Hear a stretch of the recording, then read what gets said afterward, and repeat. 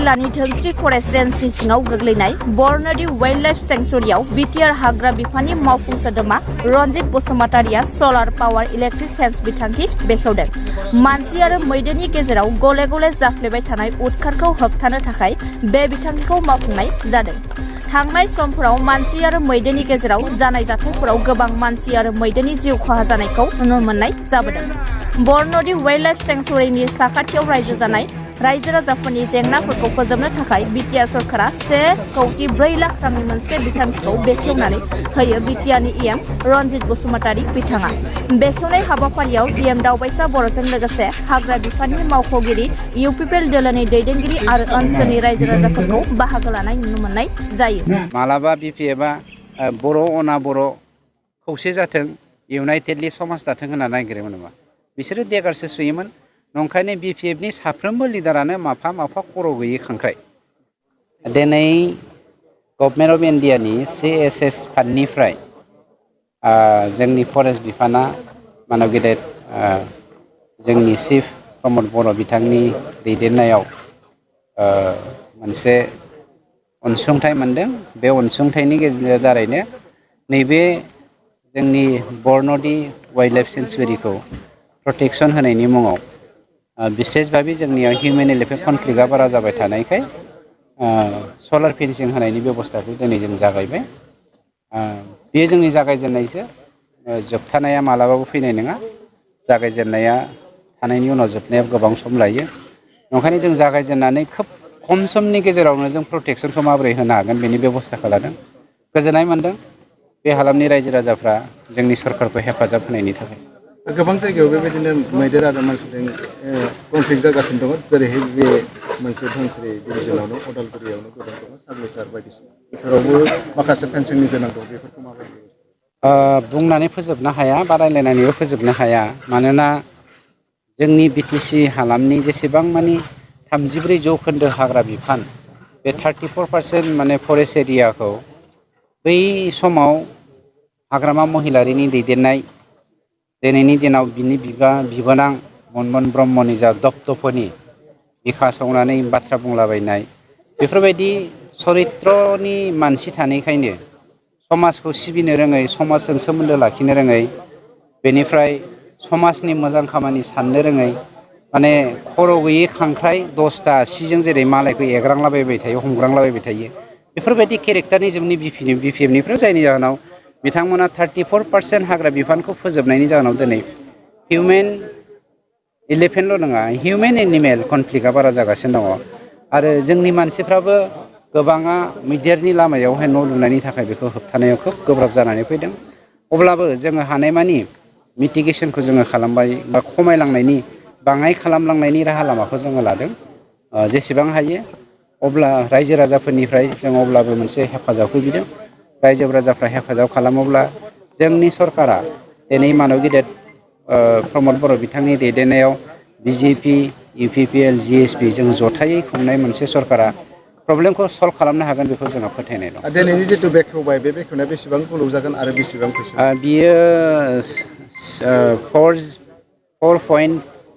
1.4 crore अर्थात 1.04 crore थाम माने 1.4 लाख थाखा।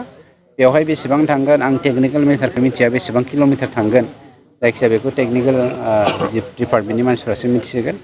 खिन्थु मोनसे माबायावहाय 4निफ्राय 4.5 लाखनि बारा थांनो नाङा, बे इन्जिनियारफ्रासो मिथिसिगोन। होमब्ला बिदि थाङोब्लाथ' जों गोबां किल'मिटार लामा माबा फेन्सिंखौ बानायनो हागोन। उदालगुरियाव गोबां आयेन बेरेखा बेबायदिनो साहा आबाद दङ होननानै मिथिनो मोनो।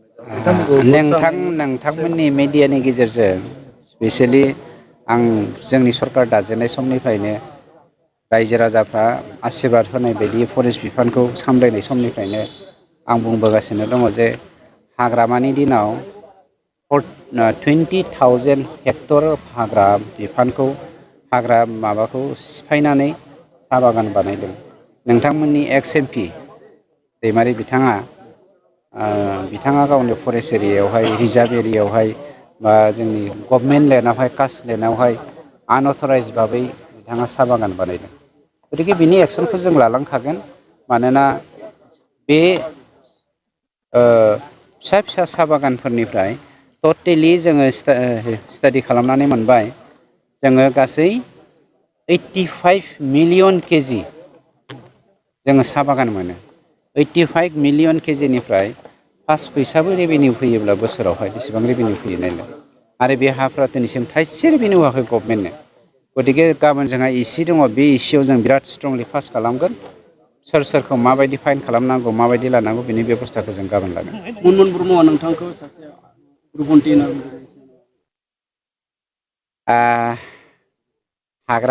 हाग्रामा मनमोन ब्रह्म बिसोरथ' आं दहायनो होनखाबाय खर' गैयै खांख्राइ मिथिबाय खांख्राइया जेरै खर' गैया बिस्रा मेलेम गैया खांख्राइया जेरै 10टा आथिं दङ 10टा आथिंजों बबेबा मासे खांख्राइया जुदि गोजौआव मानखोनानै जौखोलांनो नागिरोब्ला बेफोरबायदिनो खालामो मालाबा बियो बर'नि जौगानायखौ नागिरदोंमोन नामा बिपिएफआ मालाबा बिपिएफआ बर' अना बर' खौसे जाथों इउनाइटेडलि समाज दाथों होनना नागिरोमोन नामा बिसोरो देगारसो सुयोमोन नंखायनो बिपिएफनि साफ्रोमबो लिडारानो माफा माफा खर' गैयै खांख्राइ जोंनि बिटिआर सरकारनि हाग्रा बिफाननि इयाम मानगोनां रन्जित बसुमतारी बिथांखौ आङो आंनिफ्राय लोगोसे जोंनि उदालगुरि जिल्ला बिसेसकय नैबे भेरगाव साब डिभिजननिफ्राय रोजा रोजा साबायखर जासिगोन मानो होनना बुङोब्ला बिथांनि दैदेननायाव आरो बिथांनि नाजानायावनो भारत सरकारनिफ्राय मोनसे आसनिखौ लानानै फैनो हादों आरो जोंनि नैबे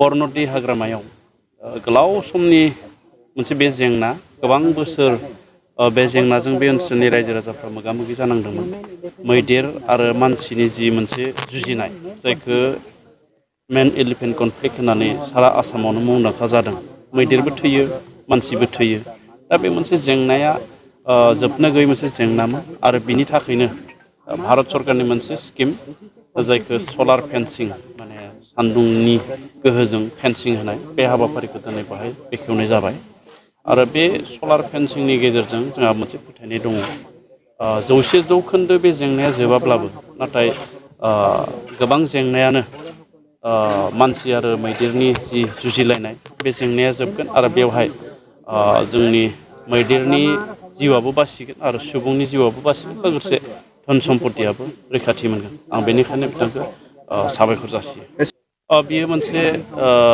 बार्निं कुइसन बियो नैबे अभयारण्य एबा बियो जाबाय मोनसे वाइल्ड लाइफ सेंचुरि बाहाय जिब जुनारखौ जों लोगोसे हाग्रा बंग्राखौ बाहाय रैखाथि होनाय जायो नाथाय जोङो नुबाय गोबां जाहोनाव हाग्रायाव जिब जुनार जानाय जि आदार जायखौ जोङो जिब जुनारा जायो बिफां लाइफां बा बिफां लाइफांनि फिथाइ बेबायदि जायखौ जोङो आदार होननानै बुंदों बिसोरनि बे आदारा थारैनो जोबबोदों जायनि थाखाय आदार नागिरनानै हाग्रानिफ्राय मानसि थाग्रा खुलिसिम एबा गामिसिम फैयो दा बिनि जेंनानि सायाव सावरायनाय जादों जोङो खननै जेसेबांखिनि वाइल्ड लाइफआव एबा हाग्रा बिफानाव खामानि मावग्रा NGOफोर दङ आरो जोंनि एक्सपार्टफोर वाइल्ड लाइफनि बिथांमोनखौ लानानै जोंनि बिटिआर सरकारनि प्रमद बर' बिथांनि दैदेननायाव खननै जोङो सावरायखांबाय बेनि माखासे जेंनाखौ बोरै जोङो सुस्रांनो हायो आरो दा गोबां सावरायनाय हाबाफारि जोङो लाबाय थादों दा बेयाव गोबां जोंनियाव मेजारमेन्ट बा गोबां लामा जोङो ओंखारनायखौ जोङो नुदों दा बेयाव खाद्य एबा आदारनि बिफां गायनायनिफ्राय लानानै माखासे एलिफेन्ट करिडरफोर दङ जायफोरखौ मानसिफ्रा दखल खालामनानै दङ बेफोरखौ क्लियार खालामनाय दा बेफोरबायदि माखासे हाबाफारिया खम समनि गेजेरावनो जागोन दा बिदि जुदि खालामना होनो हायोब्ला हाग्रायाव जिब जुनार थानाय बा बिथांमोना आदारनि आंखाल जानांनाय बिनिफ्राय जेंनानिफ्राय बिथांमोनाबो बा जिब जुनाराबो बारग'गोन आरो होमब्लानिया हाग्रानिफ्राय मानसि थाग्रा थावनियाव मैदेरानो होन बा गुबुन जुनादानो होन ओंखारबोनाया जथेस्थ' खम जागोन होननानै साननाय दं